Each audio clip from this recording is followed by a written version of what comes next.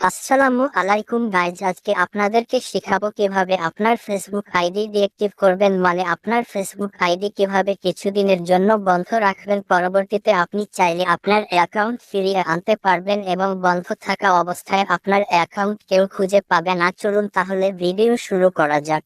আপনার মোবাইল থেকে প্রথমে ফেসবুকটি ওপেন করে নেবেন, এরপর থ্রি ডটে ক্লিক করবেন, এরপর নিচের দিকে সেটিংয়ে চলে যাবেন। সেটিংয়ে যাওয়ার পর পার্সোনাল অ্যান্ড অ্যাকাউন্ট ইনফরমেশনে চলে যাবেন। এরপর অ্যাকাউন্ট ওনারশিপ অ্যান্ড কন্ট্রোলে চলে যাবেন। এরপর ডিঅ্যাক্টিভ অ্যাকাউন্টে চলে যাবেন।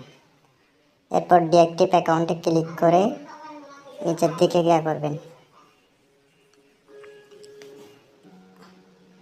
এরপর পাসওয়ার্ড দিয়ে দিবেন আপনাদের ফেসবুক অ্যাকাউন্টের।